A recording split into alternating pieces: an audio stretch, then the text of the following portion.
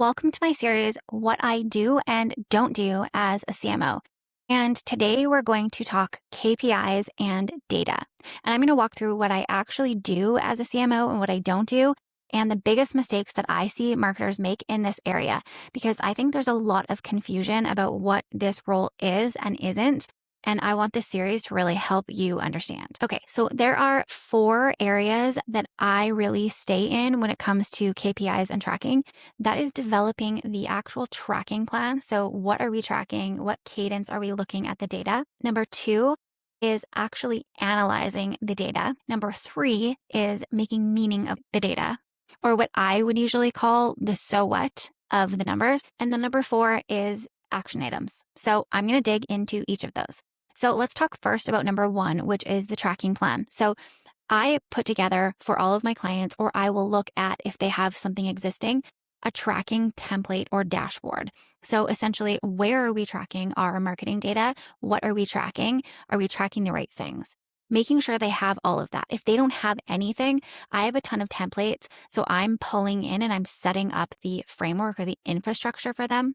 And then I'm also recommending a reporting cadence. One mistake that I see people make all the time with reporting cadence is they will be looking at numbers as a team too frequently. So personally, I always recommend that we're looking at numbers monthly. I think that when a team starts looking at them on a weekly basis, there ends up being this kind of tune out and complacency. And anytime I've seen that happen, it's like reporting numbers for reporting's sake.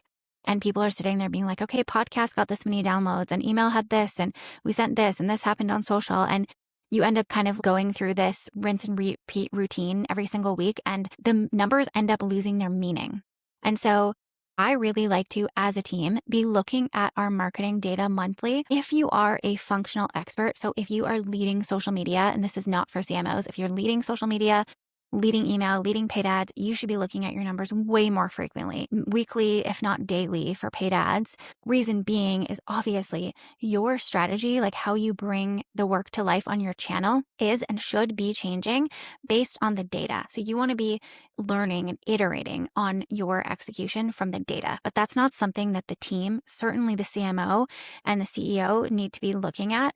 They'll see that when they look at more of the macro level metrics and performance of your channel. Okay, now we're going to talk about performance analysis. So this is essentially when we are looking at the metrics. We're looking at the marketing numbers and saying, okay, let's analyze this. Let's look at the data. That is something that I will do on a monthly basis. So I'll go into the tracker, I'll go into the dashboard, and I'll say, okay, what's here? What is standing out to me? And I will pull out things that I think are really important. And so I'm going in, I'm looking at the data. I'm often comparing year over year, kind of, okay, what happened this time last year, or what happened last month, or even what has been happening this quarter. I'm looking for trends, patterns, anomalies. I'm looking for just anything that is telling us a story about marketing performance. And then number 3, the next one is so important, because I find what happens is people will over-report on marketing data, and then it just means nothing. When I'm talking about the meaning of your marketing data, or the so what that means is I am basically looking at the KPIs and saying, okay, based on everything I looked at, CEO or executive team, this is what I'm seeing. So we've got over here, this area is performing really well. And it might be, I'm going to make a situation up. Say we've hired a new social agency, and in their first month, they were able to increase engagement. Our followers are growing. All of our metrics are up. Seems like they are off to a really good start. And then I might say something like, okay, looking at paid ads, other agency, the cost per lead is really up. It seems like our funnel's breaking, blah, blah, blah. We're trying this thing over here. We're trying to fix that number. It's really kind of pulling out and like bottom lining what you're seeing. And one of the mistakes that I see people make is that they will report on everything. They will read off every single number. Like social media engagement is no. That is not what we're doing. That makes people just completely tune out. And that is when data becomes for data's sake, and it becomes nothing and meaningless, and people just tune out and they get overwhelmed. Our job as the CMO is to make meaning of it. Tell the team, tell the CEO the so what. So we've looked at all these numbers, what we're seeing, or the so what, the conclusion we are drawing is X. The last thing that is so important, probably the most important underlined in red thing, is the action items. So if we're just looking at data, even if we're making meaning of it, but we're not doing anything about it, that is when it's kind of a waste of time. So action items, we are always meant to be having action items with data. So if something's going really well, let's say this social agency example that I gave you, let's do more of that. Let's do more of what's working. That's amazing. Keep it up. Or similarly, if it's like, the last quarter, we've tested this new newsletter type and we were trying to get our engagement up, or we were trying to get our email list unsubscribes to go down. And actually, we're seeing click-through rates are down, or open rates are down, or people really aren't liking this content. We've given it time. Let's kill this. Let's test this other strategy. So again, action items, making decisions from data. And that allows you to be in a place where marketing goes from guessing and throwing spaghetti at the wall, like, why is my offer not selling? And, if you don't have the right data or your client doesn't have the right data, it's a little bit of, I don't know, like, let's update the copy on the landing page, or let's change this email flow, or, why don't we actually put this offer first? And you end up sometimes getting into this place of massive ideation for ideation's sake and like shiny object syndrome. And as a CMO, it's our job to kind of find that center point where we want our clients to feel like there's room for innovation and room for them to be the visionary CEO that they are. But we also want to ground them in the data and say, look, you know what? Like I had a client one time who wanted to kill off this course that was generating her $30K per month. I say passively, but through an ads funnel, $30K profit. I said to her, are you sure? Look at the numbers. Essentially, this is printing you money. Like you're putting money. Your ROAS on your ads is incredible. It's just making money for you. Why retire it? So that's a really basic example, but it just allows you to have some rationale and logic behind the decision making instead of always being gut instinct based or guessing and kind of throwing spaghetti at the wall. So a few things that I find really important with data to keep in mind as you're doing all of this analysis, the action items, all of this is we want to be zooming in and zooming out. And what I mean by that is as the CMO, it's our job. And because we're not in the weeds, it's our job to be able to say, hey, pause. I'm going to actually pull way back here. And I'm going to look at our big picture goals, like the company goals. And maybe that is to increase sales or branch out into a new market and get some leads or more inbound leads, whatever the goal is, you need to be really grounded in that goal and start your analysis by pulling back and saying, okay, if I'm looking at this on a monthly basis and I fast forward another month,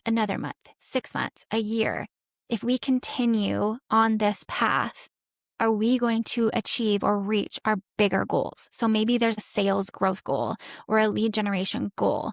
And all of your KPIs, all of your marketing activities should be laddering up into those goals. So you need to be pulling back and looking at that and saying like, whoa, okay, are we making progress? Like, are we on track, right? Then at that point, then you can kind of double click into the numbers, as I like to say, where you can start to get a little bit more granular. So let's just assume, yep, you're on track. Or if you're not, maybe you've identified what you're going to do to get things back on track. Then when you double click into the numbers, you can start looking at the secondary metrics or that next layer of metrics where you're saying, okay, let's analyze social media performance, or let's look at just Instagram. Let's look at LinkedIn. Let's look at email. Let's look at our website. Let's really dig into all of those metrics.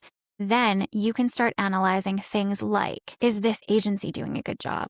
Is this team member doing a good job? Or is something not working or working on a channel? And you can start to make those types of decisions off of data. But I find if you haven't done that zoom out picture, you can sometimes find yourself lost in the weeds and kind of chasing numbers that don't really matter. Like our Instagram engagement is down. And if you really look at what is driving sales, does that matter? Like, is that really important?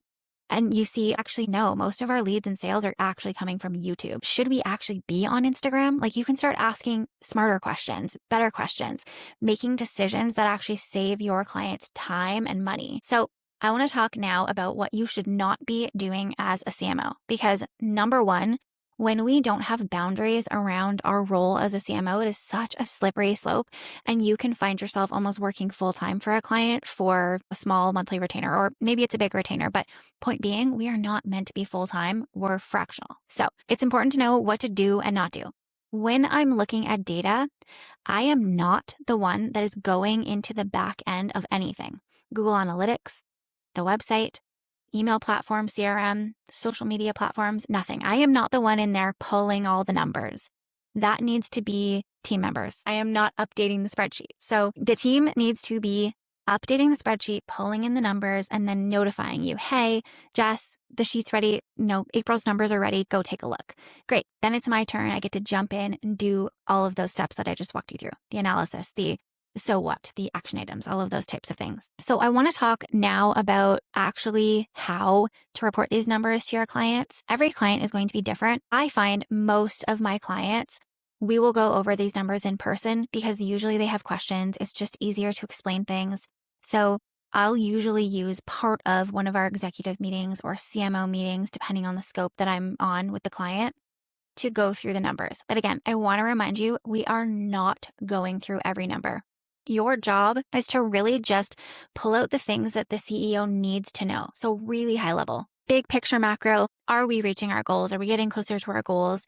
What's working? What is not working? What are the action items? If they are particular or they want to know performance of different channels, it again is our job to summarize. Like we shouldn't be sitting there being like, okay, open rate was this, click rate was this, it's up 2% from last month. Like we want to be bottom lining it. So email, it's here. Email's performing better than last month because of blah, blah, or social media is great. We've seen an uptick of leads, or this thing that we're doing over here on the website is working. Conversion rate is so much better. Just making sure you're really keeping your reporting concise and getting to the so what and making meaning of the numbers for your clients. And then last thing I will leave you with is that you might be sitting here thinking, oh my God, this is overwhelming. I'm not a numbers person. I don't know this data. And I want you to remember, you don't have to be a numbers person. You do not need to deeply know analytics or data. I do not. What you need to be good at is analyzing, decision-making, and making meaning, making recommendations. So that is the important thing to remember. And you also have so many tools at your disposal. I often will throw data into ChatGPT and go back and forth and have it help me find things, find patterns, make meaning of things. Hopefully that was helpful, and I will see you next time on CMO School.